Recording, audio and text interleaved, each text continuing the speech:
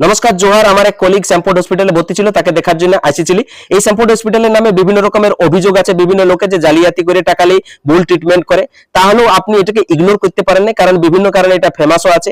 এখানে পাশাপাশি দুটো হসপিটাল আছে, একটা বাচ্চাদের জন্য মানে প্রসূতি মা বা বাচ্চাদের জন্য। মেন হসপিটালটা হার্টে সার্জারির জন্য ফেমাস বলে জানা হয়, কিন্তু অন্যান্য যে কোনো ক্রিটিক্যাল বিমারির ক্ষেত্রে এই হসপিটালটা কাজে লাগে।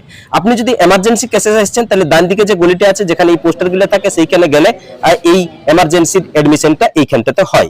আপনি যদি হসপিটালের ভিতরটা দেখেন, হসপিটালে বিভিন্ন রকমের সুবিধা আছে, যেগুলো অত্যাধুনিক ট্রিটমেন্ট ব্যবস্থা হয়।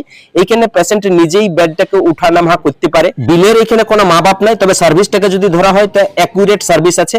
নার্সদের পরিষেবা সহ অন্যান্য যে পরিষেবাগুলো সেগুলো খুব সুন্দর আছে। প্রত্যেকটা ফ্লোরে একটা করে ওয়ার্ড আছে, যেখান থেকে এগুলোকে কন্ট্রোল করা হয় এবং খুব সুন্দরভাবে ম্যানেজ করা হয়।